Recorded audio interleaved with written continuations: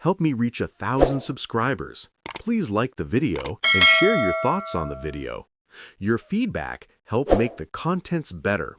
Now let's get to the story. My hands were shaking so badly I could barely grip the phone as the waitress locked the restaurant door behind us. "You need to see this," Maria whispered, her face pale as cemetery marble. "But sir, I'm serious. Promise me you won't pass out. The last person who saw this footage needed an ambulance." I should have known something was wrong the moment my sister-in-law, Jennifer, smiled at me during dinner. That woman hadn't smiled at me once in 7 years of family gatherings, but I'm getting ahead of myself. My name is David Crawford. I'm 34 years old, and up until 3 hours ago, I thought I had a pretty decent life. I work as a middle school math teacher in Portland, Oregon. Not exactly rolling in money, but I've got a small house, a 10-year-old Honda that runs most of the time, and what I believed was a solid marriage to my wife, Rachel. We'd been together since college, 12 years total, 8 of them married. No kids yet, but we were talking about it. Or at least, I thought we were talking about it. The family dinner was Rachel's idea. Her parents were visiting from Seattle, and her sister Jennifer was in town with her husband Paul. We met at this upscale Italian place called Bellissimo's, the kind of restaurant where they put the napkin on your lap for you, and the pasta costs more than my monthly electric bill. Rachel insisted we go there because her father was paying, and God forbid we miss an opportunity to let Richard Hoffman show off his money. Before we continue, I want to take a moment to thank you for being here. If this story resonates with you, please subscribe and ring that bell. And for our friends in the US and the Philippines, we'd love to hear your thoughts in the comments. Your voice truly matters to us, and it helps us grow and connect on a deeper level. I never liked Rachel's family much, if I'm being honest. Her dad treated me like I was something he'd scraped off his shoe at a dog park. Her mom was nice enough, but had this way of asking when we were having kids that made it sound like she was questioning my manhood. And Jennifer was a piece of work. Married to Paul, who owned 3 car dealerships and never let anyone forget it. They had 2 kids, a house that could fit my entire neighborhood inside it, and Jennifer had this hobby of making Rachel feel like garbage about our modest lifestyle. But that night, everyone was weirdly nice to me. Too nice. "David, you're looking fit. Been working out?" Paul clapped me on the shoulder hard enough to bruise. "Jennifer was just saying how much she admires teachers," Rachel's mom cooed. "Such important work you do." Jennifer actually nodded. Jennifer, the same woman who once asked me at Thanksgiving if I was still doing that teacher thing or if I'd found a real career yet. I should have been suspicious. Instead, I was just grateful the evening wasn't turning into the usual Crawford family roast David session. Dinner went smoothly. Too smoothly. Rachel kept touching my hand, smiling at me with this weird intensity. Her dad actually asked my opinion on something. I was so shocked I nearly choked on my risotto. We had wine, we had dessert, we laughed at Paul's terrible jokes about customer complaints. It was almost pleasant. Then I excused myself to use the restroom. When I came back to the table, everyone was gone. I figured they'd stepped outside or went to the bar. The restaurant was winding down, only a few tables still occupied, soft jazz playing over the speakers. That's when I noticed my phone wasn't on the table where I'd left it. I checked under the table, asked the waiter who was clearing plates. Nothing. Panic started creeping in. Not because I couldn't live without my phone for 5 minutes, but because it literally been there 10 minutes ago. I had all my work emails on that thing, photos, banking apps. I asked the hostess if anyone had turned in a phone. She checked. "Nothing here, sir, but let me get Maria. She was serving your section." Maria appeared a minute later. Mid-40s, kind eyes, the sort of woman who probably made homemade cookies for her grandkids. She looked at me strangely. "Mr. Crawford, your family left about 5 minutes ago. They paid the bill and left." "Left?" I blinked. "Without me?" "I assumed you knew. Your wife said you'd driven separately." Maria's face did this complicated thing where she clearly wanted to say something but wasn't sure if she should. I pulled out my wallet. No credit card. Rachel must have grabbed it to pay the bill, I thought. Okay, fine. But my phone? Maria, my phone was on the table, black iPhone with a blue case. Did you see it? She bit her lip, glanced towards the kitchen, glanced back at me. Sir, can you wait here for just a moment? Don't leave, please. She disappeared into the back. I stood there like an idiot, checking my pockets for the 5th time even though I knew the phone wasn't there. The restaurant was nearly empty now. A young couple finishing dessert, a businessman paying his check. The jazz music felt too loud suddenly. Maria came back with the manager, a thin guy named Vincent who looked like he'd rather be anywhere else. They exchanged a look, then Maria said quietly, Sir, we need to show you something, but you need to prepare yourself. Prepare myself? For what? Did someone steal my phone? In a manner of speaking, Vincent said. Please, come to the office. They led me through the kitchen, stainless steel and the smell of garlic, and into a cramped back office with filing cabinets and a desk covered in receipts.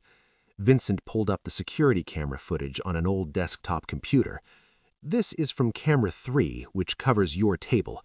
I'm going to show you what happened after you went to the restroom. The footage was black and white, slightly grainy, but clear enough. I watched myself get up from the table and walk towards the bathrooms. Then I watched my family's heads lean together. Rachel reached across the table and picked up my phone. She tapped in my passcode, which, okay, she knew because we'd always been open with each other, and started scrolling. Jennifer leaned over to look, then Rachel's mom, then her dad. They were all looking at my phone and they were smiling. Not nice smiles, predatory smiles. Paul pulled out his own phone and appeared to be taking photos of my screen. Rachel kept scrolling, showing them different things. I watched Jennifer actually laugh, a full head-thrown-back laugh. Rachel's dad nodded like someone had just confirmed something he'd suspected all along. Then Rachel did something that made my blood turn to ice water. She opened what looked like my banking app. I could tell by her gestures, the way she navigated. She showed the screen to her dad. He pulled out his phone and took a photo of that, too. Then Rachel went into my photos. More scrolling, more photos of my screen being taken by Paul. This went on for maybe 3 minutes. Then Rachel did something with my phone settings. I couldn't tell what exactly. Put the phone back on the table in almost the exact spot where I'd left it. Said something to the table. Everyone stood up. Rachel grabbed my credit card from where I'd left it next to my water glass, walked to the front, paid the bill, and the whole family walked out.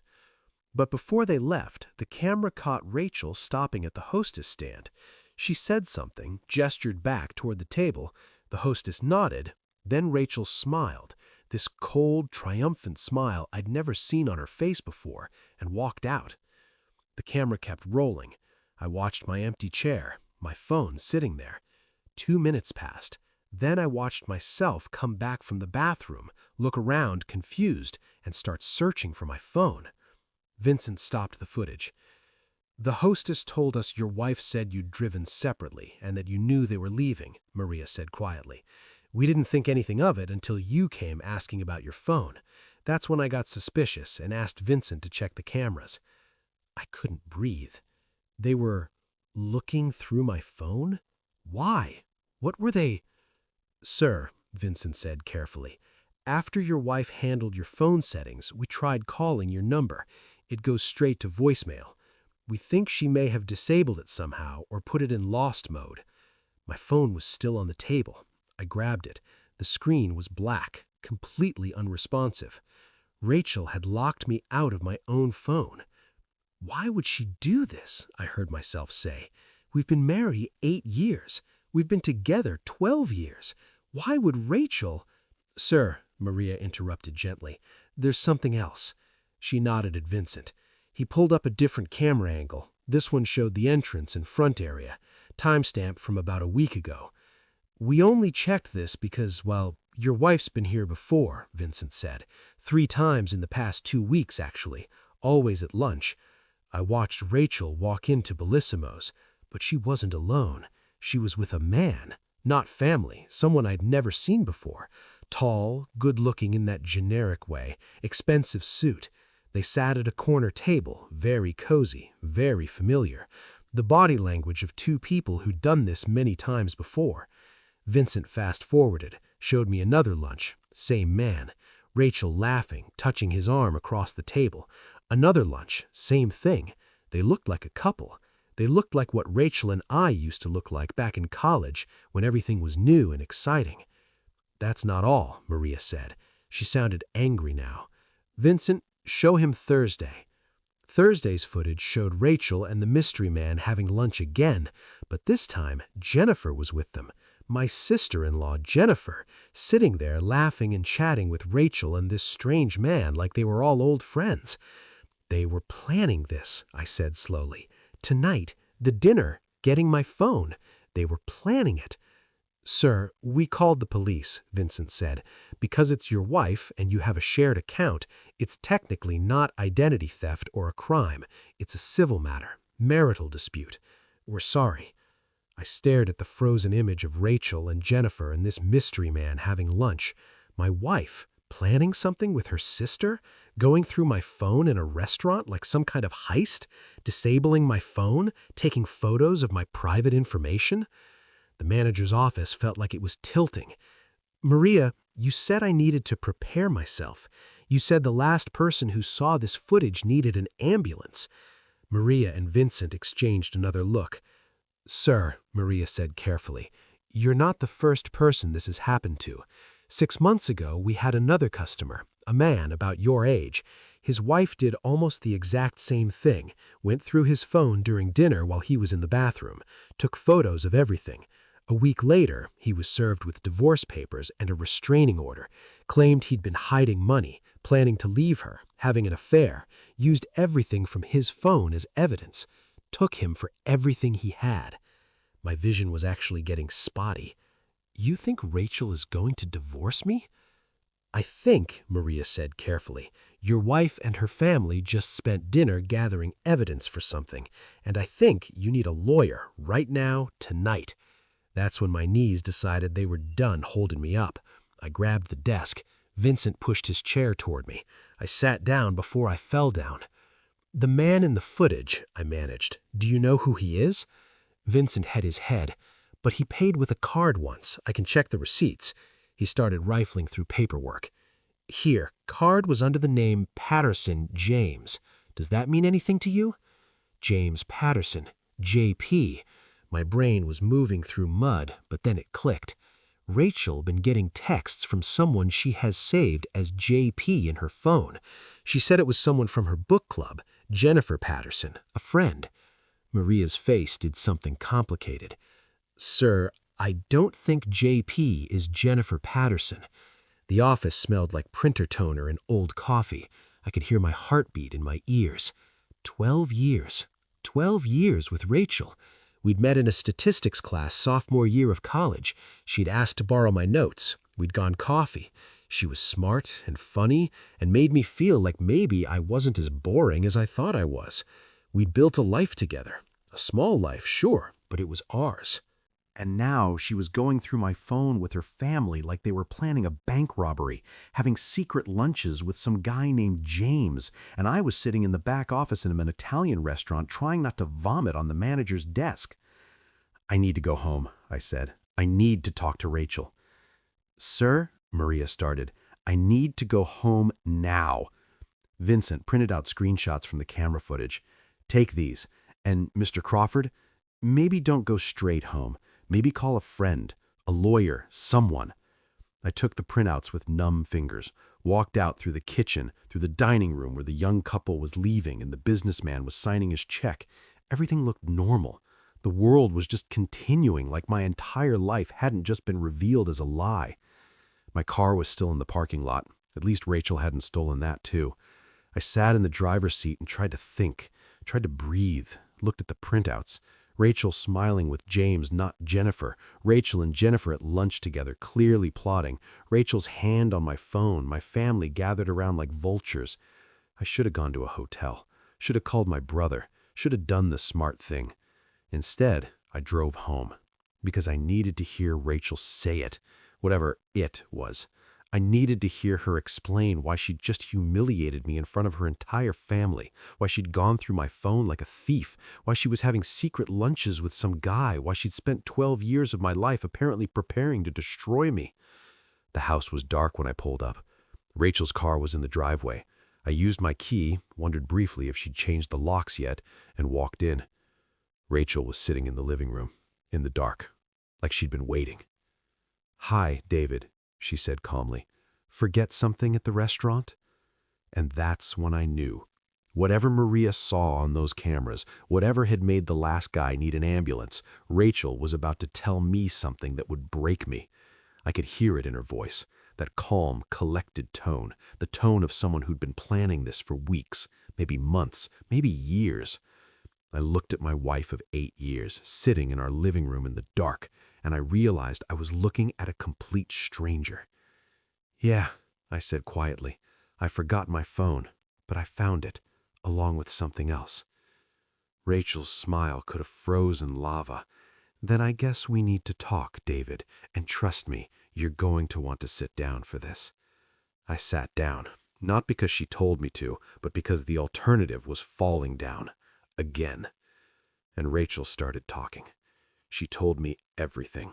How she'd been planning to leave me for 2 years, how James was her financial advisor, and yes, also the guy she'd been sleeping with for 6 months, how her family had never thought I was good enough for her, never thought a teacher's salary was acceptable, never understood why she'd settled for someone so mediocre, how she'd been documenting everything, my spending, my schedule, my messages, my photos, building a case that I was financially irresponsible, potentially unfaithful, maybe even dangerous. "You're going to find out Monday anyway," Rachel said conversationally, like she was telling me about the weather. "I'm filing for divorce, and I'm taking the house. James says with the documentation I have, I can prove you've been hiding money, gambling online, probably having an emotional affair with that coworker you're always texting. What's her name? Sarah from the English department?" "Sarah's married with 3 kids, and we text about curriculum." "Right. Well, the texts look pretty friendly to me, and to a judge, they'll look even friendlier." Rachel stood up, stretched like she'd just finished a good workout. "You should probably find a place to stay, David. My lawyer says it'll look better if you're the one who moved out. Shows instability, shows the marriage was already broken." 2 years, I said. "You've been planning this for 2 years?" "Well, I wanted to make sure I did it right. Dad's lawyer helped. Jennifer knows a private investigator who gave me some tips. And James," she smiled, really smiled, "James has been wonderful. He's already got a condo picked out for us. Downtown. Great view." I looked at this woman I'd loved since I was 22 years old, this woman I'd made breakfast for and held when she cried and danced with in our kitchen and planned a future with, and I felt something cold and sharp settling into my chest where my heart used to be. "Okay," I said. Rachel blinked. "Okay?" "Okay. You want a divorce? We'll get a divorce. You want the house? Take it. You want to tell everyone I'm a terrible person? Go ahead." I stood up, grabbed my jacket. "I'm going to stay with my brother. Have your lawyer send me the papers." I could see the confusion on her face. She expected me to fight, to beg, to cry. That's what she wanted, one more thing to use against me. Instead, I walked out. But I didn't go to my brother's house. I went back to Bellissimo's. Maria was still there, cleaning tables. She looked up when I walked in. "Mr. Crawford?" I said. "Maria, I need your help with something, and it might be a little bit crazy." She looked at me for a long moment, then she smiled.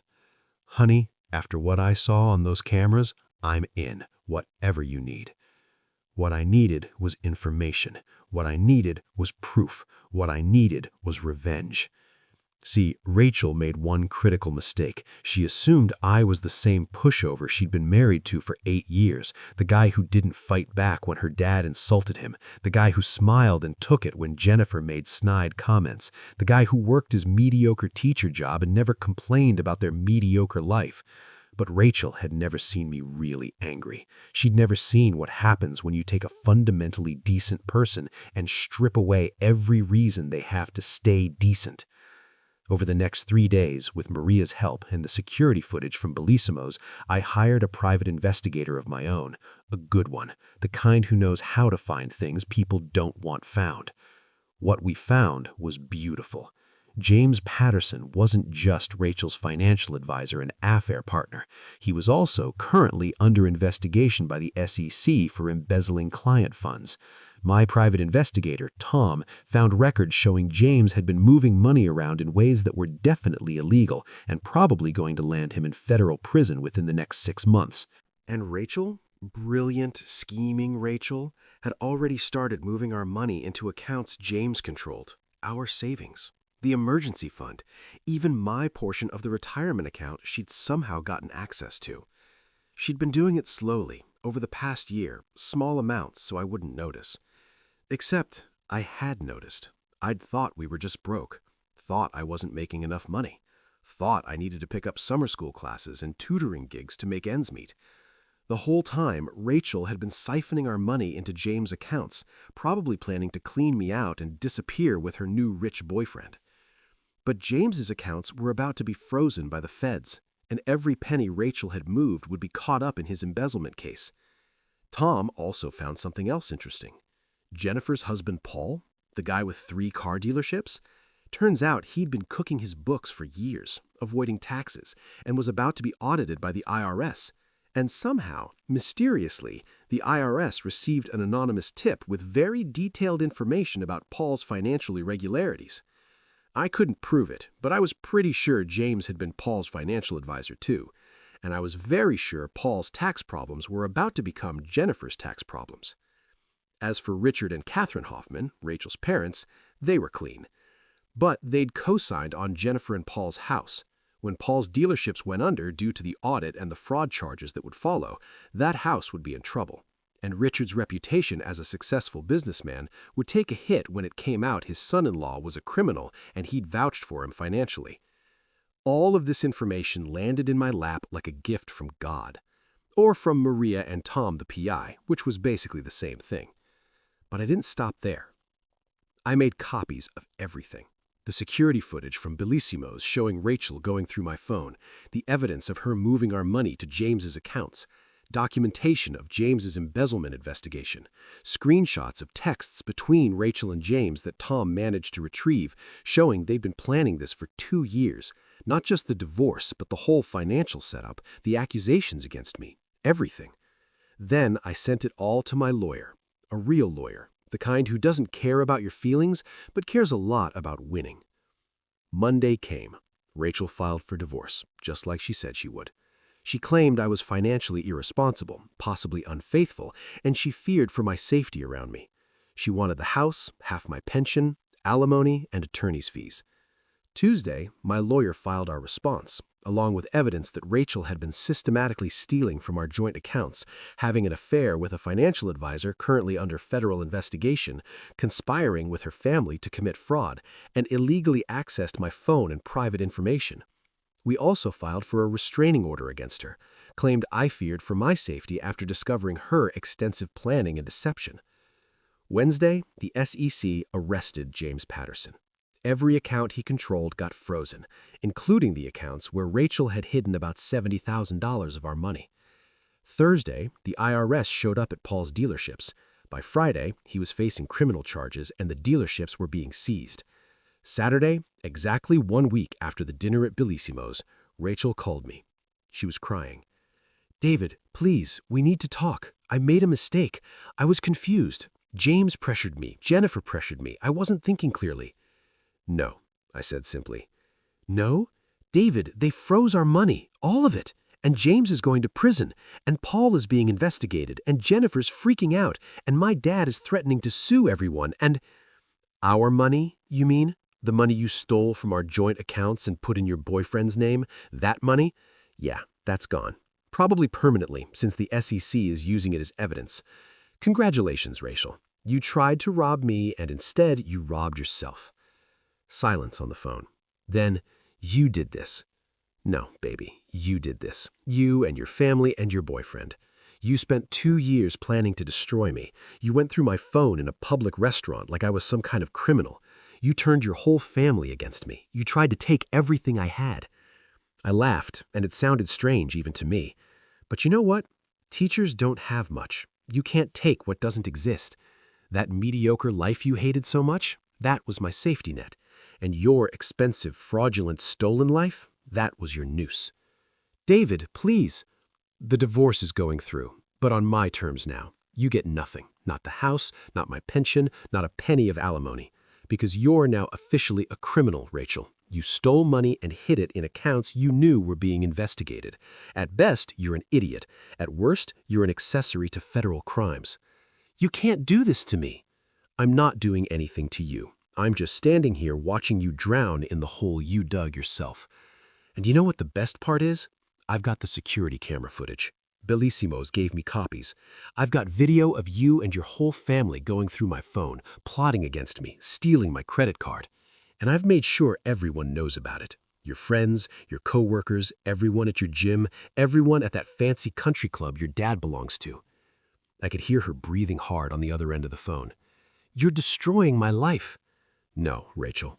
I'm just refusing to let you destroy mine. There's a difference." She hung up. I never spoke to her again.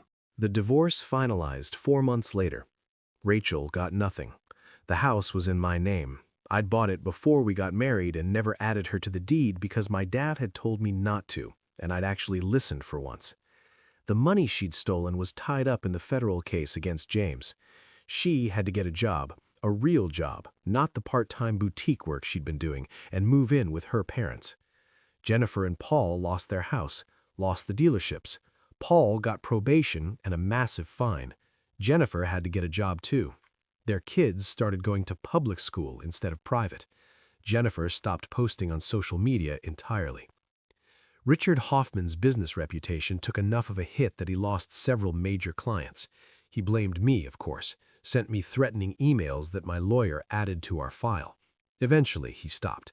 What was the point? I had nothing left for him to take. James went to federal prison for 7 years. I heard through Tom, the PI, that he tried to cut a deal by offering information on Rachel and Paul, but by then they'd already been dealt with. As for me, I kept teaching, kept living in my small house with my 10-year-old Honda, except now it wasn't a mediocre life.